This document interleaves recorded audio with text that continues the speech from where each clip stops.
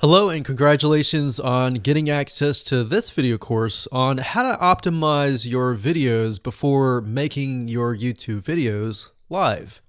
So this is video number 1, which is the introduction to YouTube search engine optimization.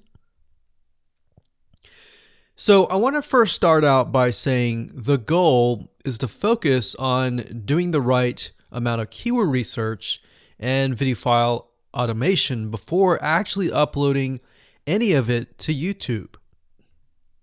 So essentially this is all about what most people forget about doing before making their YouTube video live. Because if you think about it, most people think about, okay, what do I do after I upload this video? They don't really think about what they have to do before making it live. So this is not about what you can do afterwards, as that is a totally different focus, but rather before. So besides simple optimization, you really need to know that YouTube ranks the videos that people watch the longest. Meaning, let's say for example, that we have a 10-minute video. YouTube looks at that video. They look, yes, at the likes, dislikes, and comments, but they also look at, okay, do people actually watch most of this video? And based on, let's say, 1,000 views, how many of those 1,000 views actually watched either 50% or 100%, or how many minutes total? 1,000 times how many minutes was watched. So they really look at how long people watch the videos as a whole. Meaning the more viewers and the longer that they watch, that will get you ranked up further and further up. So instead of focusing on, spammy tactics, tons of backlinks, and all of that, our goal here is to really focus on the user experience. So what I want to do now is give you a quick overview of what's inside this video course. This is, of course, video number 1. Video number 2 is going to be about competitive research, or in other words, researching your competitors to kind of get a better idea of why YouTube is ranking those videos. Video number 3, we'll talk about highly searched keyword terms and how you can find those for your product or service or whatever you're trying to promote. Video number 4, we'll talk about your title and your description. Video number 5, we'll talk about video file optimization. So we're going to optimize the actual file, because each file has essentially information in it. And of course, video number 6 will talk about why your thumbnail is important and how to make it professional and good looking. And video number 7 will talk about video length and why that matters. We talked briefly about it just now, but I'm going to dive in deeper in that video. And of course, last but not least, I'm going to give you a secret tip on how to outrank your competitors in video number 8. So before we get started, I want to talk about what you need to have in hand. You're definitely going to need your product or service and an idea of the niche that you're targeting. You also need to have a video that is ready to be uploaded. And with that said, let's move on to video number 2. Hello and welcome back. This is video number 2. So let's talk about competitive research. You see, the best way to understand how you can rank better is to know what is already ranking in your niche or your market. So what we want to do here is we want to analyze the videos that are on the top. And I want you to specifically look at what titles, what descriptions are they using, and what thumbnails are they using that are eye-catching. And what is the user experience like when you click through those videos? So let's go ahead and do some competitive research. So for the sake of making sure that we find YouTube videos that actually relate to promoting a product, what I want to do now is just to pick a product out of the blue and let's take a look at YouTube. So one product that I've been using for a while now, which has been really, really awesome, is called the Instant Pot. It's basically a pressure cooker that cooks food at a really fast rate. So what we're going to do is we're going to hop on over to youtube.com and we're going to type in Instant Pot and see what we get. So I'm not going to click enter just yet because I'm interested in getting an idea of what kind of potential keywords that we could rank on, or what potential videos that we can create. And we'll talk more about this in the next video. But for now, let's just do some basic keyword brainstorming and then, of course, do some competitive research. So Instant Pot, we got Instant Pot recipes, we got Instant Pot ribs, Instant Pot roast. So let's just click here and see what we get. Now we can see how to use Instant Pot has 316,000 views right here. Instant Pot chicken, top 6 easiest things to cook in your Instant Pot. Perfect for beginners. All right. So let's just take a look at the top 3. So let's go ahead and open those up. And let's analyze them.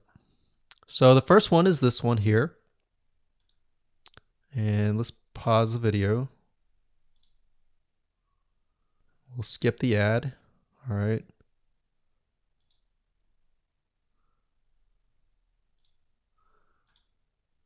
Okay, so how to use the Instant Pot 101 for beginners.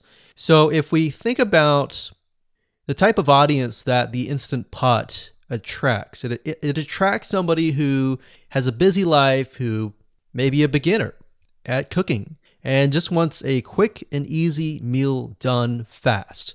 So we can see that. So one thing that I like to do is I like to copy the titles to Notepad. Just kind of get an idea of what we're dealing with. So that's the title. Looks like she's promoting an Amazon affiliate link. We can see that here, Amazon.to. We've got Instant Pot hacks, Instant Pot yogurt, and all that. So what she's doing, it's very funny, but she may not realize she's doing this, but what she's using is a method called siloing.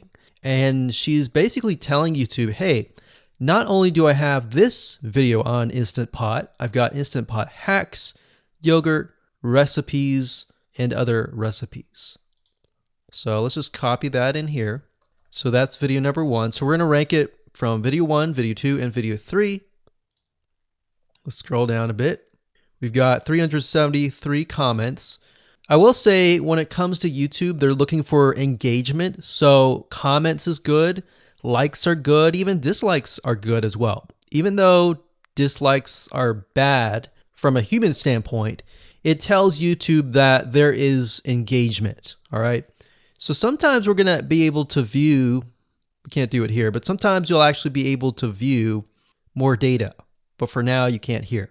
Now, we can actually dig deeper if we want to. So let's just take a look at Natural Brittany's YouTube channel.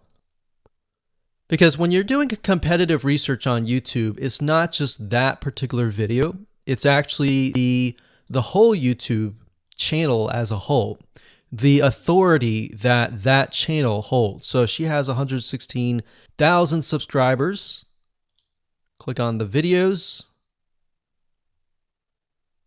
She has a good amount of videos that talk about anything, looks like from cooking, from budgeting, from grocery, a lot of very similar videos. So let's scroll down. And now let's go ahead and take a look at the second highest ranking video. So if we go back over to here, and this is the Instant Pot chicken cook with me, meal planning, meal prepping, Sunday setup. So let's go here, take a look.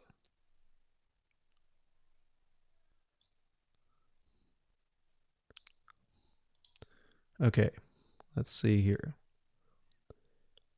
So it's a 20-minute video, all right? And it has 658 likes, 5,000 views. If we take a look at this video here, this has 320,000 views and 7,000 likes. Now, notice how it says 13 minutes here, and notice how it says 20 minutes here. We'll go back to this later on. All right, so we'll talk more about why a certain amount of time of your video is important, why the timing is important. And why is it that this lady has only 5,000 views, whereas the other lady has 300,000, and this lady is ranked right below that lady?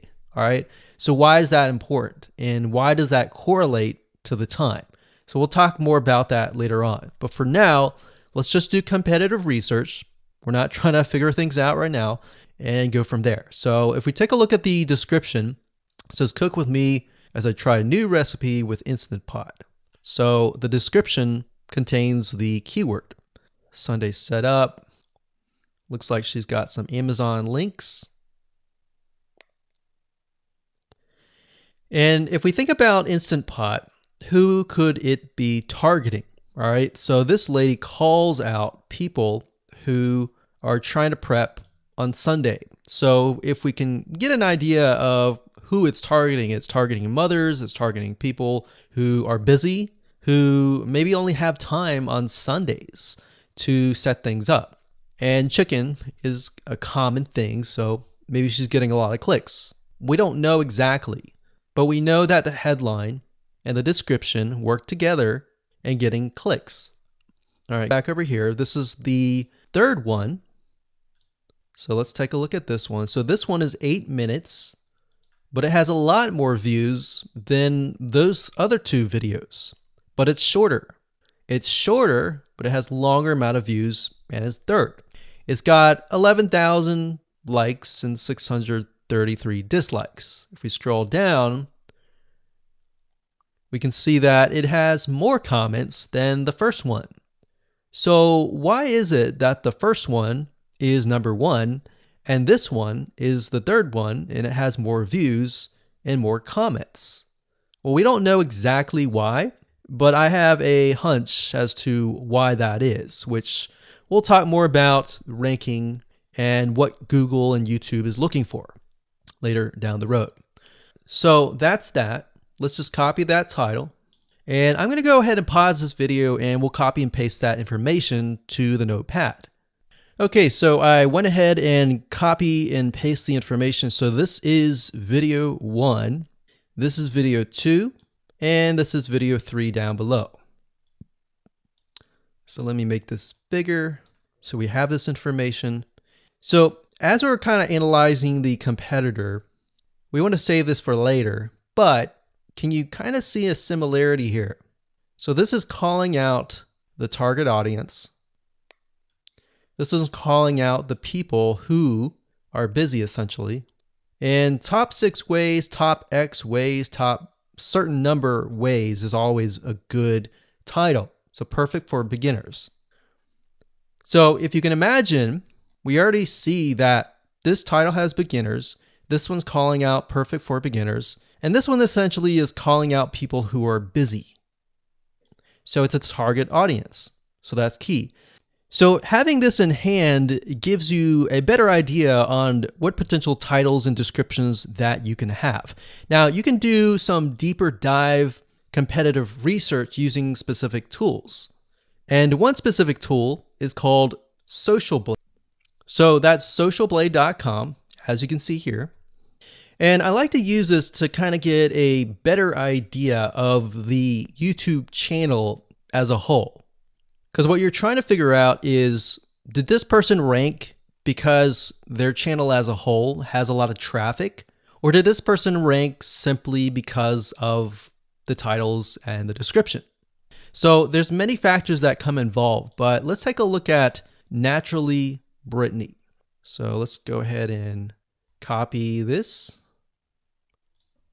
And you basically want to come here and type in the username of the YouTube channel. So we'll go ahead and click this here.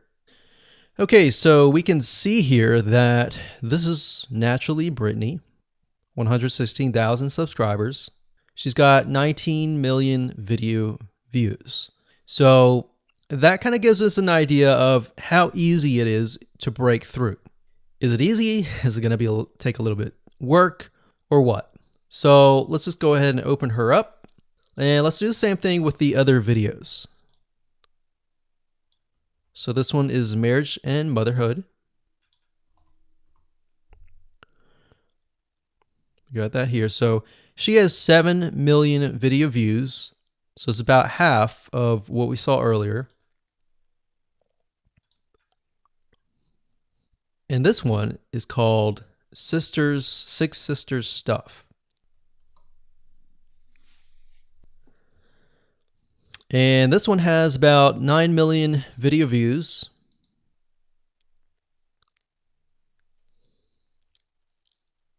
So right off the bat, we can see that if we were to rank on the keyword Instant Pot, it's going to take a lot to break through. But the way we can break through is by using essentially subcategories of that keyword. So Instant Pot recipes or Instant Pot chicken recipe, stuff like that. So we can see that each one of these has about 100 to 200,000 subscribers. So you're going to have to be competing against that. Now, obviously, if you have a good size YouTube channel, that will usually mean that you can break through fairly easily. But if you're just starting out, then breaking through on that keyword is going to be a little bit more difficult. So the next question is, what keywords should you use? And we'll discuss that in the next video. Hello and welcome to video number 3. Let's talk about highly searched keyword terms and how you can figure out what your main keyword is going to be, what your sub keywords are going to be.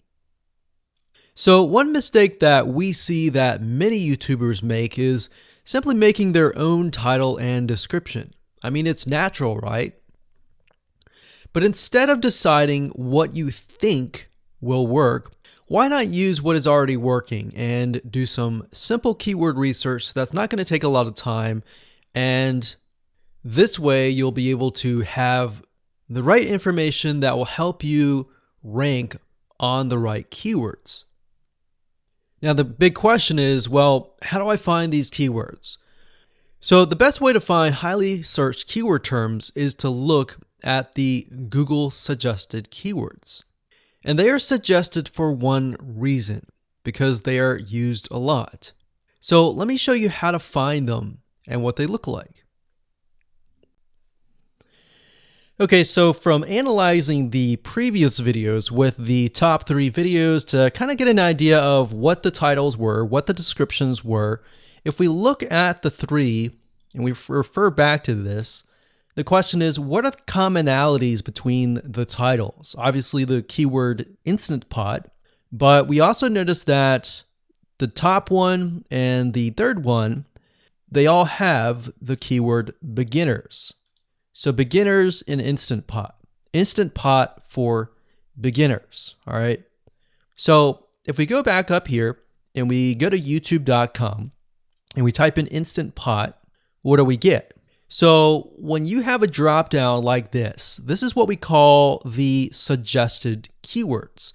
And you'll see this in Amazon.com, you'll see this in Google.com and other major search engines. And what this is high demand and highly searched keyword terms. So in other words, if a lot of people are searching for these keywords, then they'll show up in the drop down menu. Right? So Instant Pot chicken happens to be a very highly searched term. And take a look at this. This one is related to Instant Pot chicken. So that means there's a lot of people searching for Instant Pot chicken. And that might be why this second video is ranked so high. Let's scroll down and take a look. So as we're scrolling down, I also want you to kind of keep an eye on the thumbnails because the thumbnails are key. So we got top 6 easiest things to cook in your Instant Pot.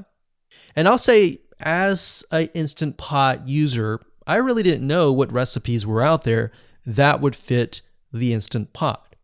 Because the Instant Pot, the way it cooks is it pressurizes the food, and you need a little bit of liquid inside it to pressurize. So what I was doing is I was looking for recipes that were specifically made for the Instant Pot. So a lot of these people that are coming here, they don't know. They're just looking for recipes. So the 30 Instant Pot recipes gives people an idea. Oh, okay, I've got 30 recipes that I can pick and choose from.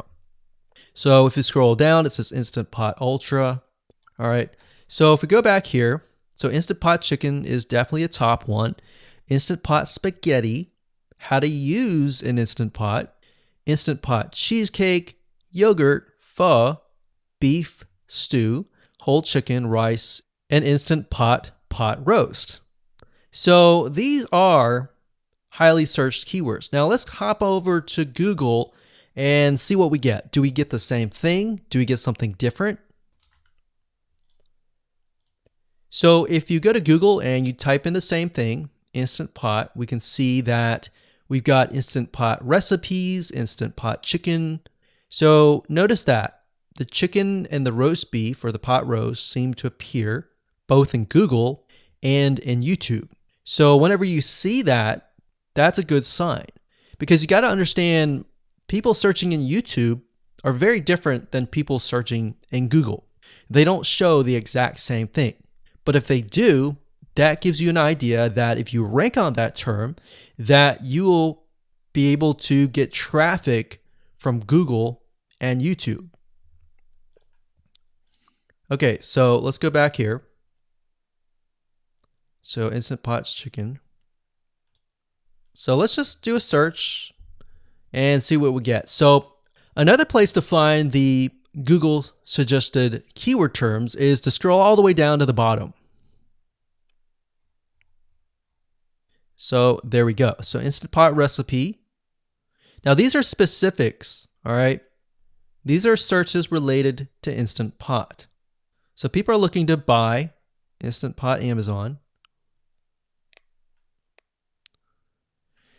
So let's just type in Instant Pot Chicken and see what else we get. So if you notice when we type Instant Pot Chicken, it gives you a more detailed view of the other keywords that are related. So for example, Instant Pot Chicken recipes, chicken and rice, chicken noodle soup, chicken thighs, chicken bog, chicken breast recipes, chicken wings, and chicken and dumplings. So let's go over here and see what we get. So Instant Pot Chicken recipe, wings, noodle, biryani, thighs. So a lot of these are actually appearing that are the same. Okay, so moving on here, we've got Instant Pot Chicken. Now let's take a look at what we have here. So what I would do is I would do the same thing, the competitive research. Now, if you notice here, the Six Sisters stuff, it's a different video, but it's a similar video. Now this video is different. This lady is the same. And that's another thing. So if you rank high on the main keyword, then you could potentially rank on the other smaller keywords as well. So that gives you an idea of what content to create and what keywords to target. So we could potentially make it about Instant Pot Chicken. And what I would do is go back here. Let's say we want to title it the Instant Pot Chicken. What I would do is I would scroll here and take a look at questions people are asking. So how do I cook chicken and potatoes in Instant Pot? How long does it take to cook chicken pot, Instant Pot? We scroll down, and what I would do is grab these keywords. So I would grab these keywords.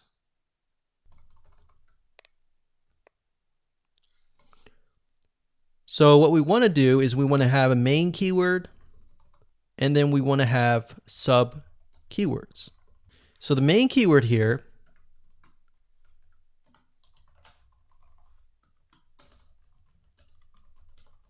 would be Instant Pot Chicken. And then the other ones would be Instant Pot chicken and potatoes, and all the rest here. So having these in hand will give you a better idea on how to go about creating your titles and your descriptions so that you can target specific keywords, and that you're not like any other YouTuber who is simply making up titles and descriptions just out of your head. So this way you can be strategic and rank effectively. Hello and welcome to video number 4. In this video, we're going to talk about your title and your description. So let's take what you have gathered in the previous video and let me show you how to properly create your titles and descriptions. So when it comes to creating titles and descriptions, we simply need to do what we did in the previous videos, which was the competitive research. And as you can see here, we have the videos 1, 2, and 3, the top number 1, number 2, and number 3. And of course, we have the main keywords. So we have this main keyword here. So that's definitely going to be in the title. And then of course, if you noticed, the target audience was beginners. So essentially what you're noticing here is that people are calling out the audience, and then of course they have the keyword in the title itself. And then of course you want to make sure that title, main keyword, and target audience is also going to be in your description. Now, what I like to do is I like to go look at magazines in that niche. It doesn't necessarily have to be exactly, in this case, Instant Pot, but it needs to be somewhat of that genre. Now, one thing that I noticed was when we took a look at the Instant Pot chicken, you could write out something like top 6 easiest things. So instead of things, you could say chicken recipes or pot roast recipes to cook in your Instant Pot. Or you could say something like Instant Pot chicken dash top 6 easy recipes, or you could use a number. People like numbers, especially knowing that somebody gets an Instant Pot for the sake of saving time. You could say top 6 easy chicken recipes that take less than 30 minutes. Now, obviously, that's a little bit long, so let's head on over to Google here. So like I said, I like to use magazines. Magazines do a great job in creating titles. So as you can see here, I typed in Instant Pot magazine, and to the right you'll notice that there's Instant Pot all-time recipes. So let's just go ahead and open that in a brand new window like so. So it looks like we have to pay, but let's just go ahead and click the free sample. So we can see Instant Pot's all-time best recipes. So you could do something like all-time best chicken recipes, or Instant Pot dash all-time best chicken recipes, or all-time best chicken Instant Pot recipes. So obviously here we're not going to copy word for word because that's plagiarism, but we're going to use something different. We're going to tweak it around. What we're looking here is for headlines. So let's go back here. So it says everyday Instant Pot, 115 delicious, family friendly pressure cooker. So we can say everyday Instant Pot, 6 delicious family pressure cook recipes. So everyday Instant Pot chicken, as long as the word Instant Pot chicken is in there. So we got 66 Instant Pot recipes that put your pressure cooker to work. So we could say something like 6 Instant Pot chicken recipes that take less than 15 minutes. And yes, believe it or not, Instant Pot can literally cook something like a pot roast within less than an hour, or sometimes half an hour. Because it's a pressure cooker, it cooks a lot faster. So that's what I like to do, is I like to take a look at magazines. So it doesn't necessarily have to be Instant Pot in this example. It can be another food magazine.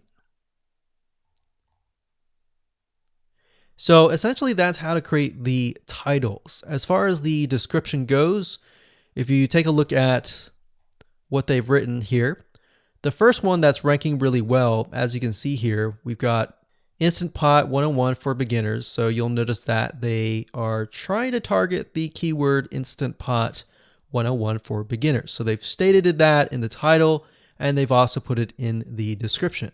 So it says everything you need to know about how to use the Instant Pot in a beginner Instant Pot recipe. So notice that they use the keyword beginner Instant Pot twice. And then of course they got Instant Pot hacks, Instant Pot yogurt. And what they're essentially doing here is they're linking to other related videos. Now, Google's smart enough and YouTube's smart enough to have an algorithm to read the description and think, okay, they've got other videos that they've created that are related to Instant Pot. This video must be good, or this channel must have a lot of relevant information. So we're going to rank it a little bit higher because it's going to give people what they want to see. So now we look down here, it says Instant Pot chicken. So this is the lady who is ranking really high on Instant Pot, but also Instant Pot chicken. So it says cook with me as I try a new recipe with my Instant Pot. So we can see the keyword Instant Pot here. And as you can see, the description is really written for the user, but it contains the keywords that are necessary. So you don't need to write something like Instant Pot chicken or something that's just a bunch of garbled information. You want to make sure that the title and the description attract people first and foremost, and then embed the keywords within. So the third one, we've got top 6 easiest things to cook in your Instant Pot, perfect for beginners. So it says, today I'm sharing with you the 6 easiest things to cook in your Instant Pot. So you can see here, the title is here, but the title is also in the description. It says, now these are perfect if you are just starting out or even had the Instant Pot for a while. So you can see the keywords that are embedded, but it's really written for the user. And that's the way it should be, because the title and the description will actually show up in the YouTube search engine, as you can see here. So we've got the title, we've got the description. So we want to make sure that the first sentence in your description is catchy as well. Hello and welcome to video number 5. Let's talk about video file optimization. Did you know that all files contain data that tells YouTube what your video could be about? Let me show you. Okay, so the way that YouTube gets an idea of what your video is about is by transcribing it. And for the most part, it can usually figure out what your video is all about if you have voice and speaking in it. Now, you can go one step further by adding what we call video file metadata. It's very similar to a website metadata. So for example, if you right click on any website and you click on View Page Source, up at the top, you're going to see a lot of what we call metadata. So right here, we can see the name, the title, the description, and all that information. So what that does is it tells Google essentially what your website is all about. So very, very similar in this case of what we're doing here. So what we're doing here is we are taking the video file that you have created and embedding it with more information. So besides the title and description, YouTube will be able to read the metadata inside of your video. So it'll make a little bit more sense when I show it to you. Now, it's really hard to find software out there that allows you to embed metadata except for a few.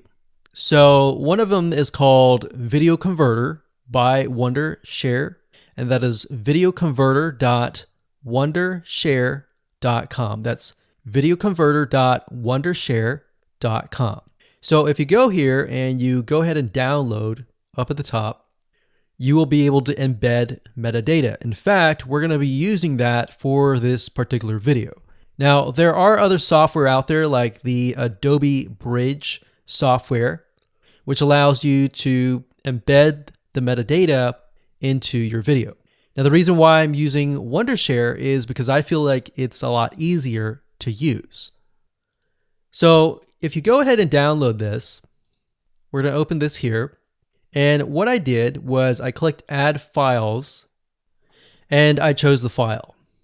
Now, there's a lot of things that you can change about the video, but what we're particularly interested in is this I icon right here. So click this I icon, or letter I here, and you're going to see that it says name, language, episode name, actors, directors, screenwriter, tagline, and description, and comments. So what I recommend is you try to complete this as much as you can. So episode name, actors, so that would be whoever is in the video, the director, the screenwriter, which could be you, and then the tagline. What I would do is the tagline be your title, and then the description be your description. So whatever you're going to upload to YouTube, put this as a title and put this as a description. And then for comments, I would put something like keywords. And all you have to do is click save, convert it, and done. That's the reason why we're using Video Converter, because it's just so much easier. With Adobe Bridge, it's easy too, but there's a lot of more options and very easy to get confused. So once you're done with that, you save the video, your video has the metadata inside of it, and all you have to do is simply upload it to YouTube, and that's it. Hello and welcome back. This is video number 6. Let's talk about your thumbnail and why that is important. You see, since our goal is to get more clicks or more views to your YouTube video, we have to rely on attracting viewers. So if you think about it, the thumbnail is the first thing people see as they are scanning to find what interests them the most. So in other words, if you think about it, if you go to youtube.com and you type in a keyword, you're going to see all the results with thumbnails, the titles, the descriptions, and all of that. So that's the first thing that they see. So let's discuss what your thumbnail should contain and what's working in your market and how to figure that out. So when it comes to having a thumbnail, you want to make sure that it is eye-catching, meaning it shows somebody what they want. So if Instant Pot Chicken is your main keyword, you want to make sure that your thumbnail has something in it that entices them. So it's good to have the keyword or the title in it. So you can see right now the way YouTube works is they have an initial title or an initial thumbnail, and then after that you can see motion. So if I put my mouse over it, you can actually see part of the video, which makes it a lot more engaging. So as we scroll down, the initial thumbnail that this woman uses is the Instant Pot, and then this one here, it says Instant Pot recipes, so Instant Pot. So we can see the ones at the top definitely have the Instant Pot in it, or a word that's chicken, or a picture that has chicken in it. So it fits the keyword. Now, if you're not a professional, thumbnail artist or anything like that, there are different sites that you can use to get these created. Now, bear in mind that you never want to use a thumbnail that is clickbaity or that lies to somebody, because if they click on it and then the video is nothing like the thumbnail, then guess what? You might get tons and tons of clicks and perhaps views, but you're not going to get people watching your video, which is very, very important, which we'll discuss in the future videos. But for now, there are different elements that you need. So what I recommend is you go to a site called creativemarket.com. That's creativemarket.com. There are other sites like graphicriver.net, but over time we've realized Creative Market has a lot of really good designs. So what we can do here is in the search box, we're going to type in YouTube thumbnail.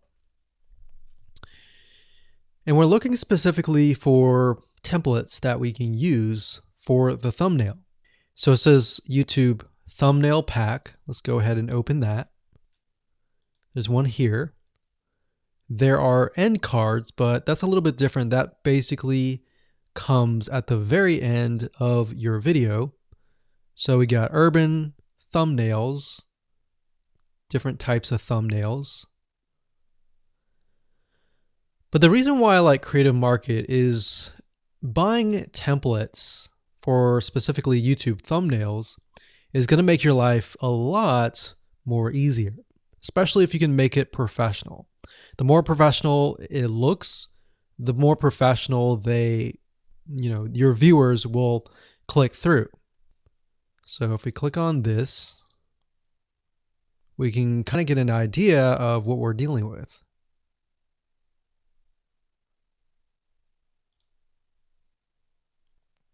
And here's more thumbnails here as well. Now, over time, we've realized with YouTube thumbnails, more and more designs are becoming minimalistic, meaning it's not too fancy, but it's got just enough information to tell the person what it is all about. So it could have text, it could have pictures, but you really need to know what your YouTube video is about before you can create your thumbnail. In fact, I recommend that you create your YouTube video first and then you create your thumbnail so that you can make sure that you attract the right person. Now, what we found a little bit of a technique is to create a thumbnail that is related to essentially the end, meaning if you're creating an Instant Pot chicken recipe, you might want to show the chicken already cooked. So essentially what people get if they click through. So that way people think, oh, okay, this looks really nice. I'm going to click through. And they're more likely to actually watch all the way through to the end. And that's what we want. We want people not to just click through, but to watch all the way till the end. And that's actually going to help us with the ranking. Hello and welcome to video number 7. Let's talk about video length in more depth. So the big question is, how long should your video be? While yes, most folks have said that your video should be short due to attention span, and that's something that we've talked about in the past, and that definitely worked in the past, and that still is true that people's attention span are short. But today, in terms of YouTube, your video length should be longer, and here's why. Did you know that YouTube ranks your video based on how many minutes your viewer watches? We talked briefly about this in video number 1, but I want to talk about why that is the case. Statistically speaking, most people that we have found, based on statistics that we have seen in YouTube, most people watch about 50% of a video. Even the people that are interested in a video, they watch 50% of a video. So if that, in this case, is a 5-minute video, an average viewer is only going to watch about 2.5 minutes. Now, here's why that is important. If you're competing against someone who has a 30-minute video and their viewers watch 15 minutes, which is about 50%, well, guess what? Even if they can have less viewers than you, they're going to beat you because they have a longer video. So if you got the 2.5, they've got the 15 minutes, they can send less people and still beat you. And YouTube will favor them in the end. Now that, of course, is assuming that the views are legitimate and people are actually watching. And that's why user experience is so important. So to give you some real life practical application, let's hop on over to YouTube and I'm going to show you proof that this works. Okay, so let's take what we learned and what we just discussed and apply it to some real life practical application. So if we head on back over to youtube.com, we type in the keyword Instant Pot recipes, we can see this one, and this one. So let's go ahead and open these up. So we got this one, and this one. So that's 1, 2, and 3. The first one has about roughly 8 minutes or 9 minutes. We'll say 9 minutes. The second one has about 27 minutes. And the third one has about 20 minutes. Okay.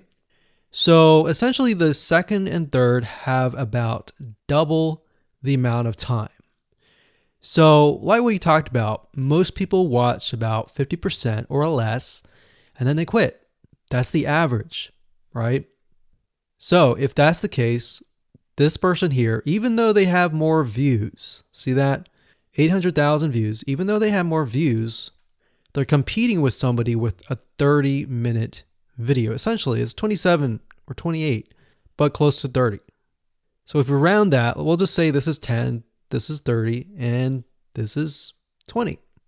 All right, so let's keep it at even numbers. So if that's the case, there's 4 minutes here, 15 minutes here, and 10 minutes here.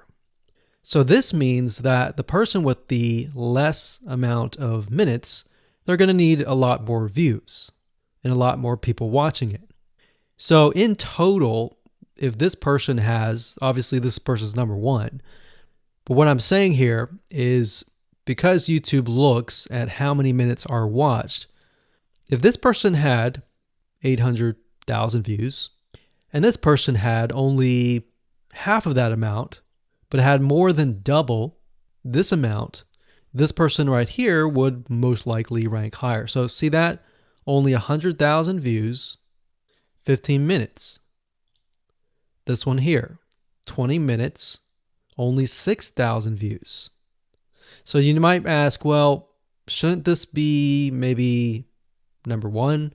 Not necessarily. If we really look at it, so we've got 800 times 4 minutes, and that's not going to be exact. I mean, we could even take 500.